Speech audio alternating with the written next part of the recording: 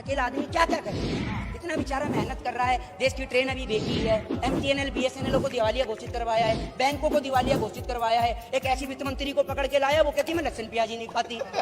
तो ये सब चीजें ढूंढने में समय लगता है आदमी को। आप तो मोदी जी के पीछे ही पड़ गए। प्रधानमंत्री जी के तो कुछ नेता नोटबंदी की भी इतनी खूबियां बता रहे थे कि नोटबंदी करने से काला धन आएगा और काले धन का इतना लंबा ढेर लग जाएगा कि चांद तक पहुंच जाएंगे, नोट के ढेर पर चढ़कर। पहुंच गए आप चांद तक। और देखिए मोदी जी इतने पढ़े लिखे हैं कि मोदी जी के साथ का आज तक कोई क्लासमेट भी नहीं मिला कि किसके साथ में मोदी जी पढ़े, इतना पढ़े।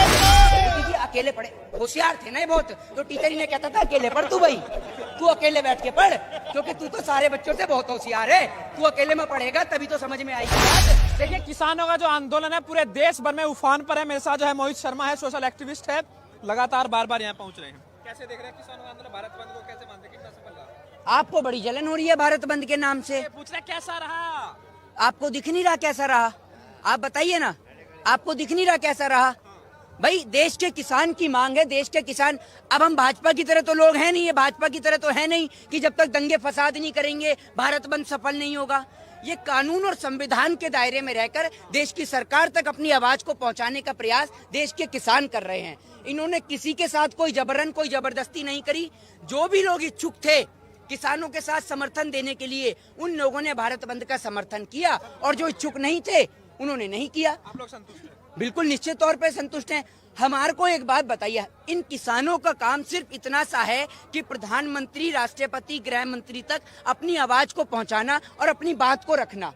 आप देख लीजिए किसान कितनी शांतिपूर्ण तरीके से आंदोलन करता है। यहाँ सारी दुकानें खुल रही हैं, किसी को कोई दिक्कत नहीं है, लोग अपना काम धंधा कर रहे हैं, लोग अपने दैनिक जीवन को, अपनी दैनिक दिनचर्या को जिस प्रकार जीते हैं ठीक उसी प्रकार से कार्य कर रहे हैं। लेकिन दूसरी ओर दुख होता है उन लोगों के ऊपर जो दुहाई देते हैं एक दिन भारत बंद होने से क्या क्या नुकसान होगा। एक बात मुझे बताइए, 3 महीने अघोषित इमरजेंसी इस देश में लागू कर दी जाती है कोविड के नाम पे, कोरोना की आड़ में।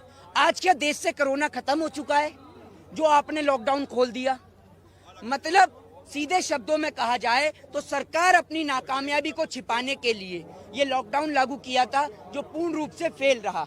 आज वो लोग जो 3 महीने ताली और थाली बजाकर अपना मनोरंजन और साथ में अपने बच्चों का भी मनोरंजन कर रहे थे। हमारे हिंदू धर्म में थाली पीटना ठीक नहीं बताया जाता, माँ लक्ष्मी का अपमान बताया जाता है, और थाली जब बजाई जाती है जब किसी के घर में लड़का होता है। ये भारतीय जनता पार्टी के सारे लोग 3 महीने कोरोना की आड़ में खूब इन्होंने जम के ताली और थाली पीटी है, और किसान ने भारत बंद का क्या ऐलान कर दिया।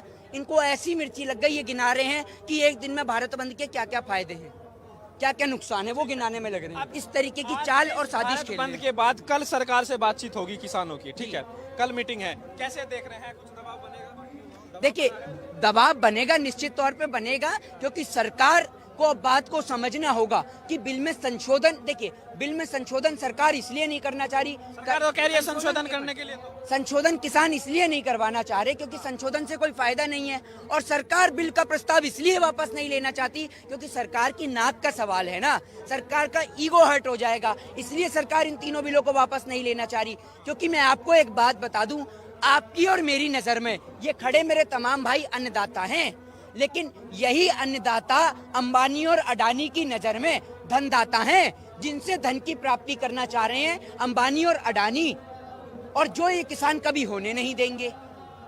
आप एक बात सोच के देखिए ना, यहाँ किसानों के लिए इतने इंतजाम, दिल्ली के कई इलाकों में धारा 144 लागू कर दी गई कल रात, दिल्ली के अंदर कई लोगों के ऊपर, और यूपी हरियाणा कई लोगों की गिरफ्तारी भी की गई। अपने देश के अंदर आवाज उठाना और रातों रात अघोषित एक तरीके से इमरजेंसी को लागू कर देना, धारा 144, मतलब कोई भी व्यक्ति अगर बात को उठाने के लिए निकले तो आप धारा 144 लगा दो। आर्टिकल 19 के अनुसार हर एक व्यक्ति को अपनी आवाज को शांतिपूर्ण तरीके से उठाने का पूर्ण रूप से अधिकार है, और ये अधिकार देश की सरकार हमसे नहीं छीन सकती, क्योंकि हम लोग देश के संविधान में विश्वास रखते हैं, और देश का किसान कभी भी नहीं चाहेगा कि किसी भी सरकारी संपत्ति को हानि पहुंचे। ये लोग सिर्फ कानून और संविधान के दायरे में अपनी आवाज को सरकार तक पहुंचाने का प्रयास कर रहे हैं। अभी कैसे आप देख रहे हैं, सरकार जो है, प्रधानमंत्री मोदी जी तो इसकी सारी खूबियां गिना रहे हैं, तो सरकार लग रहा है पीछे हटेगी, मोदी जी नहीं पीछे हट रहे हैं अभी तो। प्रधानमंत्री जी के तो कुछ नेता नोटबंदी की भी इतनी खूबियां बता रहे थे कि नोटबंदी करने से काला धन आएगा और काले धन का इतना लंबा ढेर लग जाएगा कि चांद तक पहुंच जाएंगे नोट के ढेर पर चढ़कर। पहुंच गए आप चांद तक? आप तो यहीं खड़े हुए दिख रहे हो। 15-15 लाख के भी गिनती गिना रहे थे मोदी जी तो। 15 लाख के चक्कर में बैंक दिवालिया घोषित कर और लोगों से 15 लाख छीन लिए मोदी जी ने। इनकी बात करेंगे आप मोदी जी की? मोदी जी की आप कौन सी बात पे यकीन करेंगे? आप मुझे बताइए। देश की गरीब जनता को बुलेट ट्रेन का सपना दिखाकर मोदी जी ने देश की रैली बेच दी। मोदी जी की इस बात का यकीन करेंगे? मोदी जी काशी जाकर किसानों के बारे में बता रहे हैं। अरे मोदी जी, जब आपने तीनों किसान बिल के बारे में इतनी ज्यादा स्टडी करी है, क्योंकि मोदी जी बहुत पढ़े लिखे हैं, मोदी जी अपनी डिग्री को दिखाने के लिए करोड़ों रुपया खर्च कर देते हैं। बहुत पढ़े लिखे हाई प्रोफाइल ग्रेजुएट बंदे, और देश के अंदर मैं आपको बता दूं 56 इंच का सीना ले रहे हैं। न जाने वो टेलर भी कहाँ है जो अब तक बताया था जिसने 56 इंच का सीना मोदी जी का है। तो मोदी जी हाई प्रोफाइल बंदे हैं। और देखिए मोदी जी इतने पढ़े लिखे हैं कि मोदी जी के साथ का आज तक कोई क्लासमेट भी नहीं मिला कि किसके साथ में मोदी जी पढ़े। इतना पढ़ लिए मोदी जी, इतना पढ़ लिए मोदी जी कि उनके साथ का कोई क्लासमेट नहीं मिलता। दूसरी ओर मोदी जी कहते हैं मैंने भीख मांगी है, मोदी जी को कोई भीख देने वाला नहीं मिलता। ये भी तो देखिए कि भाई जिसने मोदी जी को भीख दी हो, मोदी जी कहते हैं मैंने चाय बेची है, उनके हाथ से किसी ने चाय पी हो वो भी नहीं मिलता, जो उनके साथ पढ़ा वो भी नहीं मिलता। अबे ऐसे कौन सी जगह से पढ़ के आए हो कि आपको कोई क्लासमेट नहीं मिलता? समझ रहे हो?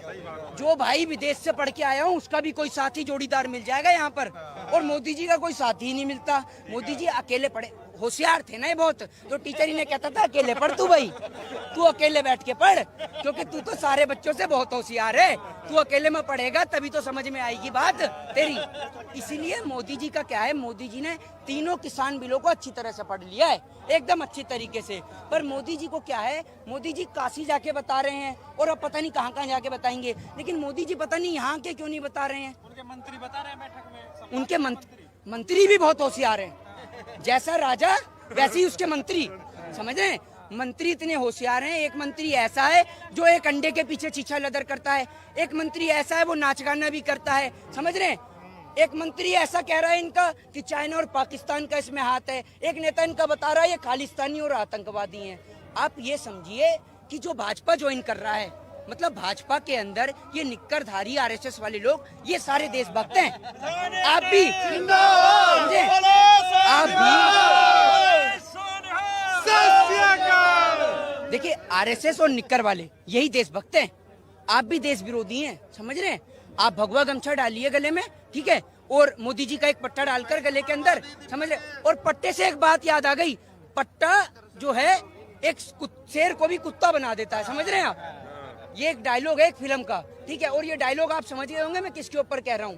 बहुत से लोग ऐसे हैं जो किसानों के नाम पे राजनीति करते हैं, कभी वो टीवी में आके ट्रैक्टर का ऐड कर देते हैं, तो कभी आप देख रहे हैं कि किसानों के साथ उतर जाते हैं वोट मांगने के लिए, लेकिन जब किसान खतरे में तो कोई नहीं बोल रहा। कर रहे हैं सन्नी देओल, उन्होंने कहा कि मैं किसानों के साथ हूँ और बीजेपी के साथ हूँ, उनका स्टेटमेंट है। इसको आप कैसे देख रहे हो? मैं किसानों के भी साथ हूँ और बीजेपी के भी साथ। कुर्सी से प्रेमी, भैया कुर्सी प्रेमी है, कुर्सी नहीं जानी चाहिए, समझ रहे हैं? प्राण जाए लेकिन कुर्सी ना जाए, समझ रहे हैं? कुर्सी ये चाहते हैं कि सांप भी मर जाए और लाठी भी ना टूटे, समझ रहे हैं? एक और कह दिया कि भैया किसानों के साथ हूँ, ये कहकर किसान भी खुश हो गए, और कह दिया बीजेपी के भी साथ हूँ तो बीजेपी वाले भी खुश हो गए, समझ रहे हैं? ये बहुत शातिर दिमाग के लोग हैं, देश के किसान को सड़क पे इन्होंने ला दिया। और मैं आपको एक बात बता रहा हूँ, जो लोग अभी नहीं आ रहे ना, आने के लिए आने की जरूरत भी नहीं है, क्योंकि बहुत जल्द आपको भी सड़क पे ला देंगे मोदी जी। मोदी जी का प्रोसीजर ऐसा है कि हर एक आदमी सड़क पे होना चाहिए, सिर्फ मैं ही होना चाहिए कुर्सी पर लगी दिखूं, बाकी सारे सड़क पे आ जाएंगे और बहुत जल्द ला देंगे देश के लोगों को सड़क पे। मोदी जी धीमे धीमे, अब एक बार बताइए, एक अकेला आदमी क्या क्या करे?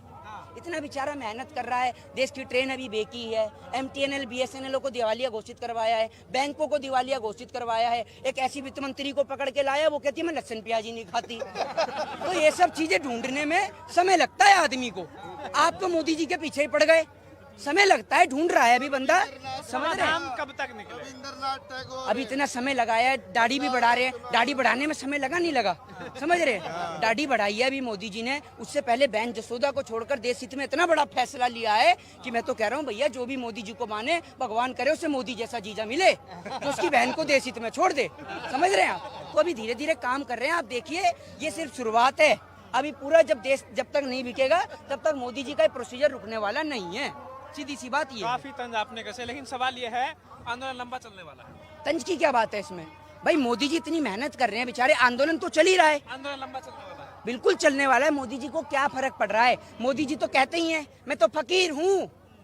ऐसा फकीर है जो 10 लाख का वो सूट भी पहनता है, समझ रहे हैं? 1 लाख का चश्मा लेता है ग्रहण देखने के लिए। पता नहीं ऐसा कौन सा मोतियाबिंद है इसकी आंख में कि 1 लाख के चश्मे से ही वो दिखेगा ग्रहण, वैसे ही ग्रहण ही नहीं दिखेगा, समझ रहे हैं? तो मोदी जी फकीर हैं। मोदी जी कह रहे हैं आप आंदोलन करते रहिए, जब मुझे दिखेगा कि मैं फकीर हूँ, पूरा देश को फकीर कर ही दिया है, तो जो झोला बैग में भरा है सामान वो लेके मैं चल दूंगा, आप लोग अपना देखते रहिएगा। तो थे मेरे साथ मोहित शर्मा, जिनसे हमने बातचीत की, यहाँ किसानों के बीच में जो है पहुंचे हुए थे। आपकी क्या राय है पूरे इंटरव्यू के बारे में जरूर बताइए। वीडियो को लाइक कीजिए, शेयर कीजिए, टाइम्स एक्सप्रेस को सब्सक्राइब कीजिए।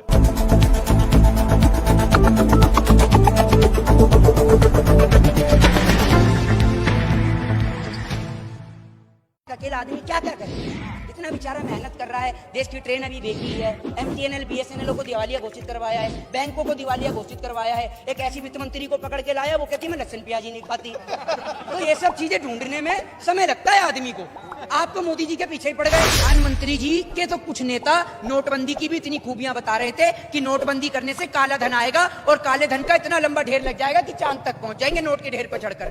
पहुंच गए आप चांद तक। तो देखिए मोदी जी इतने पढ़े लिखे हैं कि मोदी जी के साथ का आज तक कोई क्लासमेट भी नहीं मिला कि किसके साथ में मोदी जी पढ़े। इतना पढ़े मोदी जी अकेले पढ़े, होशियार थे ना बहुत। तो टीचर ही ने कहता था अकेले पढ़ तू भाई, तू अकेले बैठ के पढ़, क्योंकि तू तो सारे बच्चों से बहुत होशियार है, तू अकेले में पढ़ेगा तभी तो समझ में आएगी बात। देखिए किसानों का जो आंदोलन है पूरे देश भर में उफान पर है। मेरे साथ जो है मोहित शर्मा है, सोशल एक्टिविस्ट है, लगातार बार यहाँ पहुंच रहे हैं। कैसे देख रहे हैं किसानों का आंदोलन, भारत बंद को कैसे मानते हैं, कितना सफल रहा? आपको बड़ी जलन हो रही है भारत बंद के नाम से। पूछ रहे कैसा रहा?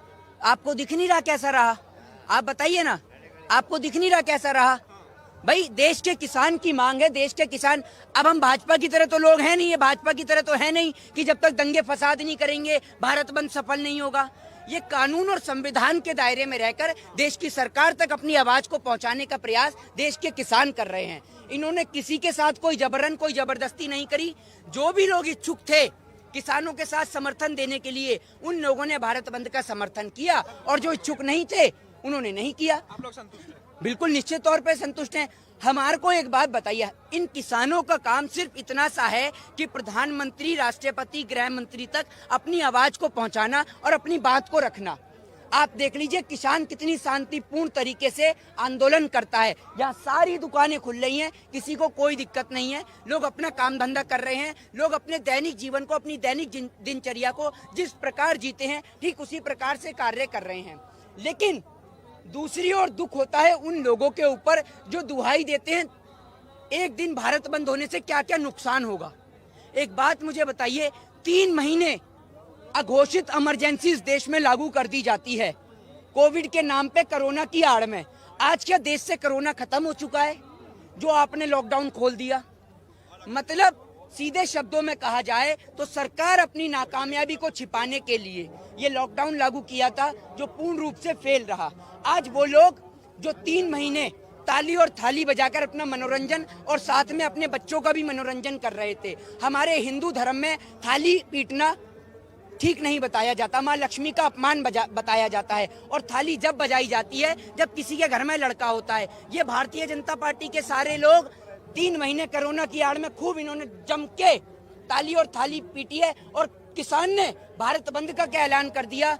इनको ऐसी मिर्ची लग गई, ये गिना रहे हैं कि एक दिन में भारत बंद के क्या क्या फायदे हैं, क्या क्या नुकसान है, वो गिनाने में लग रहे हैं। इस तरीके की चाल और साजिश खेल रहे हैं। बंद के बाद कल सरकार से बातचीत होगी किसानों की, ठीक है, कल मीटिंग है, कैसे देख रहे हैं, कुछ दबाव बनेगा? देखिए दबाव बनेगा, निश्चित तौर पे बनेगा, क्योंकि सरकार को अब बात को समझना होगा कि बिल में संशोधन, देखिए बिल में संशोधन सरकार इसलिए नहीं करना चाह रही, सरकार तो कह रही है संशोधन करने के लिए, तो संशोधन किसान इसलिए नहीं करवाना चाह रहे क्योंकि संशोधन से कोई फायदा नहीं है, और सरकार बिल का प्रस्ताव इसलिए वापस नहीं लेना चाहती क्योंकि सरकार की नाक का सवाल है ना, सरकार का ईगो हर्ट हो जाएगा, इसलिए सरकार इन तीनों बिलों को वापस नहीं लेना चाह रही। क्योंकि मैं आपको एक बात बता दूं, आपकी और मेरी नजर में ये खड़े मेरे तमाम भाई अन्नदाता हैं, लेकिन यही अन्नदाता अंबानी और अडानी की नजर में धनदाता हैं, जिनसे धन की प्राप्ति करना चाह रहे हैं अंबानी और अडानी, और जो ये किसान कभी होने नहीं देंगे। आप एक बात सोच के देखिए ना, यहाँ किसानों के लिए इतने इंतजाम, दिल्ली के कई इलाकों में धारा 144 लागू कर दी गई कल रात, दिल्ली के अंदर कई लोगों के ऊपर, और यूपी हरियाणा कई लोगों की गिरफ्तारी भी की गई। अपने देश के अंदर आवाज उठाना और रातों रात अघोषित एक तरीके से इमरजेंसी को लागू कर देना, धारा 144, मतलब कोई भी व्यक्ति अगर बात को उठाने के लिए निकले तो आप धारा 144 लगा दो। आर्टिकल 19 के अनुसार हर एक व्यक्ति को अपनी आवाज को शांतिपूर्ण तरीके से उठाने का पूर्ण रूप से अधिकार है, और ये अधिकार देश की सरकार हमसे नहीं छीन सकती, क्योंकि हम लोग देश के संविधान में विश्वास रखते हैं, और देश का किसान कभी भी नहीं चाहेगा कि किसी भी सरकारी संपत्ति को हानि पहुंचे।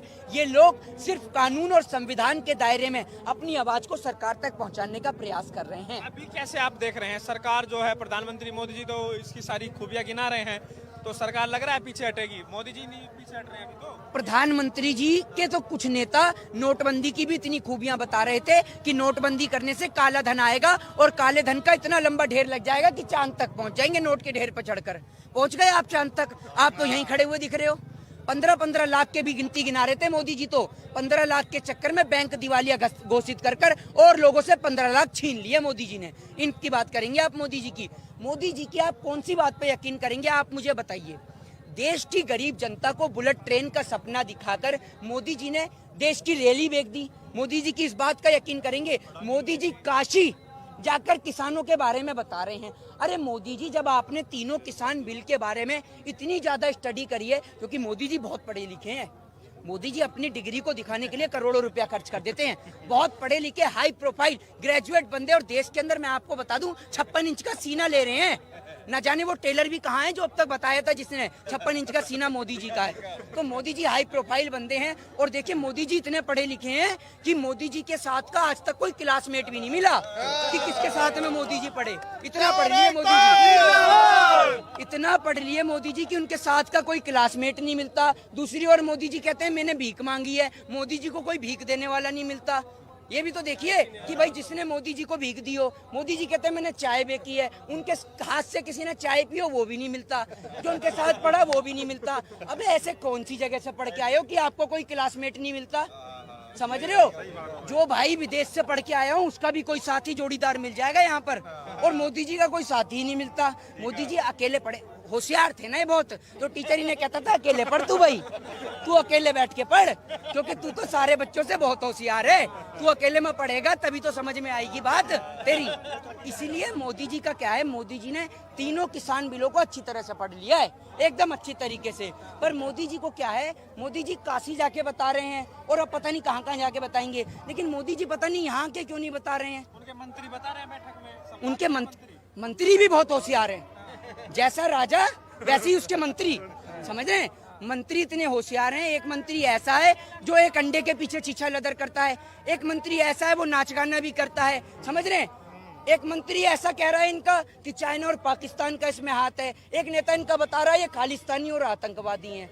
आप ये समझिए कि जो भाजपा ज्वाइन कर रहा है, मतलब भाजपा के अंदर ये निक्करधारी आरएसएस वाले लोग, ये सारे देशभक्त हैं। आप भी समझे, आप भी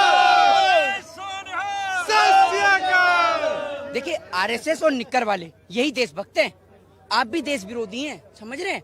आप भगवा गमछा डालिए गले में, ठीक है, और मोदी जी का एक पट्टा डालकर गले के अंदर, समझ रहे? और पट्टे से एक बात याद आ गई, पट्टा जो है एक शेर को भी कुत्ता बना देता है, समझ रहे हैं आप? ये एक डायलॉग है एक फिल्म का, ठीक है, और ये डायलॉग आप समझ गए होंगे मैं किसके ऊपर कह रहा हूँ। बहुत से लोग ऐसे हैं जो किसानों के नाम पे राजनीति करते हैं, कभी वो टीवी में आके ट्रैक्टर का ऐड कर देते हैं, तो कभी आप तो देख रहे हैं कि किसानों के साथ उधर जाते हैं वोट मांगने के लिए, लेकिन जब किसान खतरे में तो कोई नहीं बोल रहा। सन्नी देओल उन्होंने कहा कि मैं किसानों के साथ हूँ और बीजेपी के साथ हूँ, उनका स्टेटमेंट है, इसको आप कैसे देख रहे हो? मैं किसानों के भी साथ हूँ और बीजेपी के भी साथ। कुर्सी से प्रेमी, भैया कुर्सी प्रेमी है, कुर्सी नहीं जानी चाहिए, समझ रहे हैं? प्राण जाए लेकिन कुर्सी ना जाए, समझ रहे हैं? कुर्सी ये चाहते हैं कि सांप भी मर जाए और लाठी भी ना टूटे, समझ रहे हैं? एक और कह दिया कि भैया किसानों के साथ हूँ, ये कहकर किसान भी खुश हो गए, और कह दिया बीजेपी के भी साथ हूँ, तो बीजेपी वाले भी खुश हो गए, समझ रहे हैं? ये बहुत सातिर दिमाग के लोग हैं, देश के किसान को सड़क पे इन्होंने ला दिया। और मैं आपको एक बात बता रहा हूँ, जो लोग अभी नहीं आ रहे ना आने के लिए, आने की जरूरत भी नहीं है, क्योंकि बहुत जल्द आपको भी सड़क पे ला देंगे मोदी जी। मोदी जी का प्रोसीजर ऐसा है कि हर एक आदमी सड़क पे होना चाहिए, सिर्फ मैं ही होना चाहिए कुर्सी पर लगी दिखूं, बाकी सारे सड़क पे आ जाएंगे और बहुत जल्द ला देंगे देश के लोगों को सड़क पे। मोदी जी धीमे धीमे, अब एक बार बताइए, एक अकेला आदमी क्या क्या करे, इतना बेचारा मेहनत कर रहा है। देश की ट्रेन अभी बेकी है, MTNL BSNL को दिवालिया घोषित करवाया है, बैंकों को दिवालिया घोषित करवाया है। एक ऐसी वित्त मंत्री को पकड़ के लाया, वो कहती है मैं लहसुन प्याज ही नहीं खाती। तो ये सब चीजें ढूंढने में समय लगता है आदमी को। आप तो मोदी जी के पीछे ही पड़ गए, समय लगता है, ढूंढ रहा है अभी बंदा, समझ रहे हैं। कब तक निकले? अभी इतना समय लगाया है, दाढ़ी भी बढ़ा रहे हैं, दाढ़ी बढ़ाने में समय लगा नहीं लगा, समझ रहे हैं। दाढ़ी बढ़ाई है अभी मोदी जी ने, उससे पहले बहन जसोदा को छोड़कर देश हित में इतना बड़ा फैसला लिया है कि मैं तो कह रहा हूँ भैया, जो भी मोदी जी को माने, भगवान करे उसे मोदी जैसा जीजा मिले जो उसकी बहन को देश हित में छोड़ दे, समझ रहे हैं आप। तो अभी धीरे धीरे काम कर रहे हैं, आप देखिए, ये सिर्फ शुरुआत है।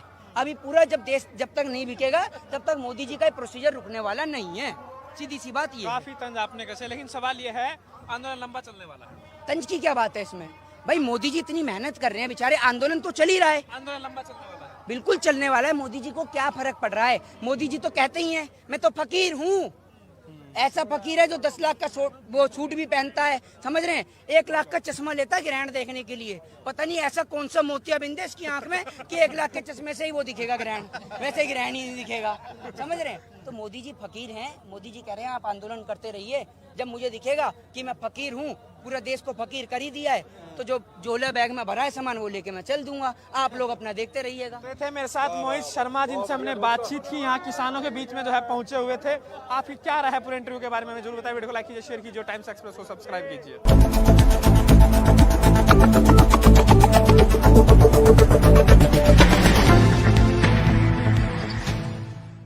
अकेला आदमी क्या क्या करे, इतना बेचारा मेहनत कर रहा है। देश की ट्रेन अभी बेकी है, MTNL BSNL को दिवालिया घोषित करवाया है, बैंकों को दिवालिया घोषित करवाया है। एक ऐसी वित्त मंत्री को पकड़ के लाया, वो कहती है मैं लहसुन प्याज ही नहीं खाती। तो ये सब चीजें ढूंढने में समय लगता है आदमी को। आप तो मोदी जी के पीछे ही पड़ गए। प्रधानमंत्री जी के तो कुछ नेता नोटबंदी की भी इतनी खूबियां बता रहे थे कि नोटबंदी करने से काला धन आएगा और काले धन का इतना लंबा ढेर लग जाएगा कि चांद तक पहुंच जाएंगे, नोट के ढेर पर चढ़कर। पहुंच गए आप चांद तक। तो देखिए मोदी जी इतने पढ़े लिखे हैं कि मोदी जी के साथ का आज तक कोई क्लासमेट भी नहीं मिला कि किसके साथ में मोदी जी पढ़े, इतना पढ़े। मोदी जी अकेले पढ़े, होशियार थे ना बहुत, तो टीचर ही ने कहता था अकेले पढ़ तू भाई, तू अकेले बैठ के पढ़, क्योंकि तू तो सारे बच्चों से बहुत होशियार है, तू अकेले में पढ़ेगा तभी तो समझ में आएगी बात। देखिए किसानों का जो आंदोलन है पूरे देश भर में उफान पर है। मेरे साथ जो है मोहित शर्मा है, सोशल एक्टिविस्ट है, लगातार बार बार यहाँ पहुंच रहे हैं। कैसे देख रहे हैं किसानों का आंदोलन, भारत बंद को कैसे मानते हैं, कितना सफल रहा? आपको बड़ी जलन हो रही है भारत बंद के नाम से, पूछ रहे कैसा रहा? आपको दिख नहीं रहा कैसा रहा? आप बताइए ना, आपको दिख नहीं रहा कैसा रहा? भाई देश के किसान की मांग है, देश के किसान। अब हम भाजपा की तरह तो लोग हैं नहीं, ये भाजपा की तरह तो है नहीं कि जब तक दंगे फसाद नहीं करेंगे भारत बंद सफल नहीं होगा। ये कानून और संविधान के दायरे में रहकर देश की सरकार तक अपनी आवाज को पहुंचाने का प्रयास देश के किसान कर रहे हैं। इन्होंने किसी के साथ कोई जबरन, कोई जबरदस्ती नहीं करी। जो भी लोग इच्छुक थे किसानों के साथ समर्थन देने के लिए, उन लोगों ने भारत बंद का समर्थन किया, और जो इच्छुक नहीं थे उन्होंने नहीं किया। आप लोग संतुष्ट हैं? बिल्कुल निश्चित तौर पे संतुष्ट हैं। हमारे को एक बात बताइए, इन किसानों का काम सिर्फ इतना सा है कि प्रधानमंत्री, राष्ट्रपति, गृह मंत्री तक अपनी आवाज को पहुंचाना और अपनी बात को रखना। आप देख लीजिए किसान कितनी शांतिपूर्ण तरीके से आंदोलन करता है। यहाँ सारी दुकानें खुल रही हैं, किसी को कोई दिक्कत नहीं है, लोग अपना काम धंधा कर रहे हैं, लोग अपने दैनिक जीवन को, अपनी दैनिक दिनचर्या को जिस प्रकार जीते हैं ठीक उसी प्रकार से कार्य कर रहे हैं। लेकिन दूसरी ओर दुख होता है उन लोगों के ऊपर जो दुहाई देते हैं एक दिन भारत बंद होने से क्या क्या नुकसान होगा। एक बात मुझे बताइए, 3 महीने अघोषित इमरजेंसी देश में लागू कर दी जाती है कोविड के नाम पे, कोरोना की आड़ में। आज क्या देश से कोरोना खत्म हो चुका है जो आपने लॉकडाउन खोल दिया? मतलब सीधे शब्दों में कहा जाए तो सरकार अपनी नाकामयाबी को छिपाने के लिए ये लॉकडाउन लागू किया था, जो पूर्ण रूप से फेल रहा। आज वो लोग जो 3 महीने ताली और थाली बजाकर अपना मनोरंजन और साथ में अपने बच्चों का भी मनोरंजन कर रहे थे। हमारे हिंदू धर्म में थाली पीटना ठीक नहीं बताया जाता, माँ लक्ष्मी का अपमान बताया जाता है, और थाली जब बजाई जाती है जब किसी के घर में लड़का होता है। ये भारतीय जनता पार्टी के सारे लोग 3 महीने कोरोना की आड़ में खूब इन्होंने जम के ताली और थाली पीटी है, और किसान ने भारत बंद का क्या ऐलान कर दिया।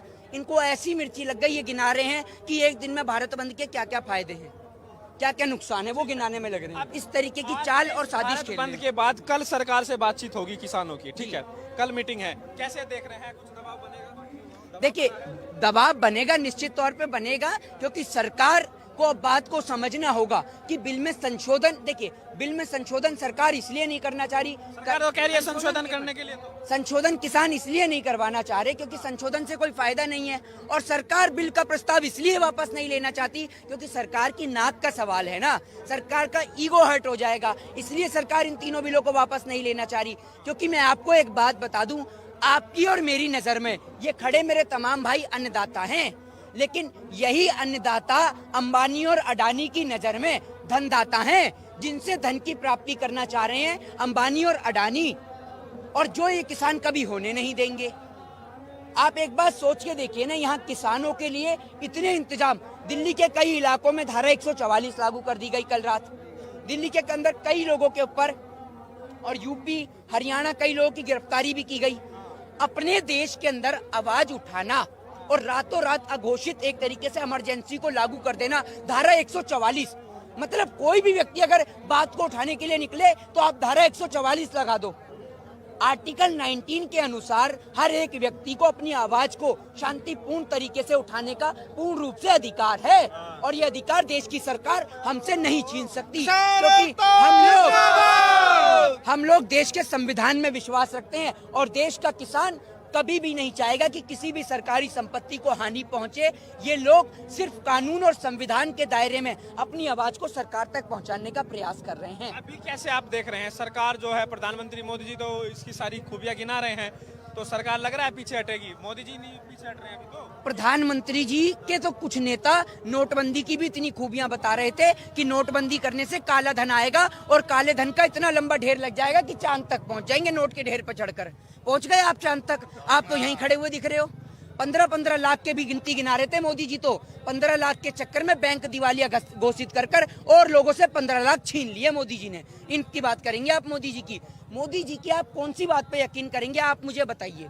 देश की गरीब जनता को बुलेट ट्रेन का सपना दिखाकर मोदी जी ने देश की रैली बेच दी। मोदी जी की इस बात का यकीन करेंगे, मोदी जी काशी जाकर किसानों के बारे में बता रहे हैं। अरे मोदी जी, जब आपने तीनों किसान बिल के बारे में इतनी ज्यादा स्टडी करी है, क्योंकि मोदी जी बहुत पढ़े लिखे हैं, मोदी जी अपनी डिग्री को दिखाने के लिए करोड़ों रुपया खर्च कर देते हैं, बहुत पढ़े लिखे हाई प्रोफाइल ग्रेजुएट बंदे, और देश के अंदर मैं आपको बता दूं 56 इंच का सीना ले रहे हैं।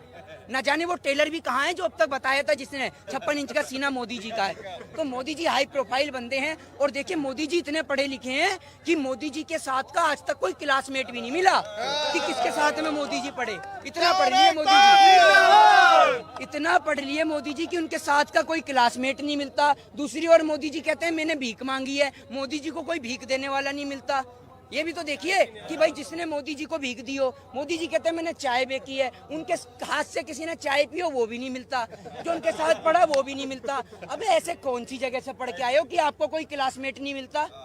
समझ रहे हो? जो भाई विदेश से पढ़ के आया हूँ उसका भी कोई साथी जोड़ीदार मिल जाएगा यहाँ पर, और मोदी जी का कोई साथी ही नहीं मिलता। मोदी जी अकेले पढ़े, होशियार थे ना ये बहुत, तो टीचर ही ने कहता था अकेले पढ़ तू भाई, तू अकेले बैठ के पढ़, क्योंकि तू तो सारे बच्चों से बहुत होशियार है, तू अकेले में पढ़ेगा तभी तो समझ में आएगी बात तेरी। इसीलिए मोदी जी का क्या है, मोदी जी ने तीनों किसान बिलों को अच्छी तरह से पढ़ लिया है, एकदम अच्छी तरीके से। पर मोदी जी को क्या है, मोदी जी काशी जाके बता रहे हैं, और अब पता नहीं कहाँ कहाँ जाके बताएंगे, लेकिन मोदी जी पता नहीं यहाँ के क्यों नहीं बता रहे हैं। उनके मंत्री बता रहे हैं बैठक में, उनके मंत्री भी बहुत होशियार हैं, जैसा राजा वैसे ही उसके मंत्री, समझ रहे हैं? मंत्री इतने होशियार हैं। एक मंत्री ऐसा है जो एक अंडे के पीछे छीछा लदर करता है, एक मंत्री ऐसा है वो नाच गाना भी करता है, समझ रहे हैं? एक मंत्री ऐसा कह रहा है इनका कि चाइना और पाकिस्तान का इसमें हाथ है, एक नेता इनका बता रहा है ये खालिस्तानी और आतंकवादी हैं। आप ये समझिए कि जो भाजपा ज्वाइन कर रहा है, मतलब भाजपा के अंदर ये निक्करधारी आरएसएस वाले लोग, ये सारे देशभक्त हैं। आप भी समझे, आप भी देखिए आरएसएस और निक्कर वाले यही देशभक्त हैं, आप भी देश विरोधी हैं, समझ रहे हैं? आप भगवा गमछा डालिए गले में, ठीक है, और मोदी जी का एक पट्टा डालकर गले के अंदर, समझ रहे? और पट्टे से एक बात याद आ गई, पट्टा जो है एक शेर को भी कुत्ता बना देता है, समझ रहे हैं आप। ये एक डायलॉग है एक फिल्म का, ठीक है। और ये डायलॉग आप समझ गए होंगे मैं किसके ऊपर कह रहा हूँ। बहुत से लोग ऐसे हैं जो किसानों के नाम पे राजनीति करते हैं। कभी वो टीवी में आके ट्रैक्टर का ऐड कर देते हैं, तो कभी आप देख रहे हैं कि किसानों के साथ उतर जाते हैं वोट मांगने के लिए। लेकिन जब किसान खतरे में तो कोई नहीं बोल रहा। कर रहे हैं सन्नी देओल, उन्होंने कहा कि मैं किसानों के साथ हूँ और बीजेपी के साथ हूँ, उनका स्टेटमेंट है। इसको आप कैसे देख रहे हो? कहना मैं किसानों के भी साथ हूँ और बीजेपी के भी साथ। कुर्सी से प्रेमी भैया, कुर्सी प्रेमी है, कुर्सी नहीं जानी चाहिए, समझ रहे हैं। प्राण जाए लेकिन कुर्सी ना जाए, समझ रहे हैं। कुर्सी ये चाहते हैं कि सांप भी मर जाए और लाठी भी ना टूटे, समझ रहे हैं। एक और कह दिया कि भैया किसानों के साथ हूँ, ये कहकर किसान भी खुश हो गए, और कह दिया बीजेपी के भी साथ हूँ तो बीजेपी वाले भी खुश हो गए, समझ रहे हैं। ये बहुत शातिर दिमाग के लोग हैं। देश के किसान को सड़क पे इन्होंने ला दिया। और मैं आपको एक बात बता रहा हूँ, जो लोग अभी नहीं आ रहे ना, आने के लिए आने की जरूरत भी नहीं है, क्योंकि बहुत जल्द आपको भी सड़क पे ला देंगे मोदी जी। मोदी जी का प्रोसीजर ऐसा है कि हर एक आदमी सड़क पे होना चाहिए, सिर्फ मैं ही होना चाहिए कुर्सी पर लगी दिखूं, बाकी सारे सड़क पे आ जाएंगे और बहुत जल्द ला देंगे देश के लोगों को सड़क पे। मोदी जी धीमे धीमे। अब एक बात बताइए, एक अकेला आदमी क्या क्या करे?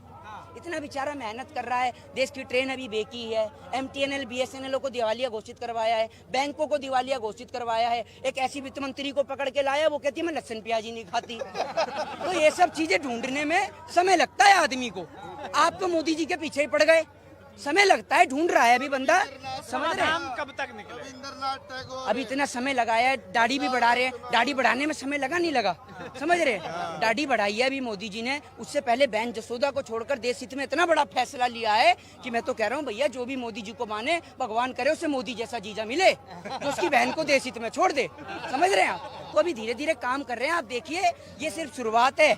अभी पूरा जब देश जब तक नहीं बिकेगा तब तक मोदी जी का प्रोसीजर रुकने वाला नहीं है, सीधी सी बात ये। काफी तंज आपने कैसे, लेकिन सवाल ये है आंदोलन लंबा चलने वाला है। तंज की क्या बात है इसमें? भाई मोदी जी इतनी मेहनत कर रहे हैं बेचारे, आंदोलन तो चल ही रहा है, आंदोलन लंबा चलने वाला है, बिल्कुल चलने वाला है। मोदी जी को क्या फर्क पड़ रहा है? मोदी जी तो कहते ही हैं मैं तो फकीर हूँ। ऐसा फकीर है जो 10 लाख का वो सूट भी पहनता है, समझ रहे हैं। 1 लाख का चश्मा लेता है ग्रहण देखने के लिए। पता नहीं ऐसा कौन सा मोतियाबिंद है इसकी आंख में कि 1 लाख के चश्मे से ही वो दिखेगा ग्रहण, वैसे ही ग्रहण ही नहीं दिखेगा, समझ रहे हैं। तो मोदी जी फकीर हैं। मोदी जी कह रहे हैं आप आंदोलन करते रहिए, जब मुझे दिखेगा कि मैं फकीर हूँ, पूरा देश को फकीर कर ही दिया है, तो जो झोला बैग में भरा है सामान वो लेके मैं चल दूंगा, आप लोग अपना देखते रहिएगा। तो थे मेरे साथ मोहित शर्मा, जिनसे हमने बातचीत की, यहाँ किसानों के बीच में जो है पहुंचे हुए थे। आपकी क्या राय है पूरे इंटरव्यू के बारे में जरूर बताइए। वीडियो को लाइक कीजिए, शेयर कीजिए, टाइम्स एक्सप्रेस को सब्सक्राइब कीजिए।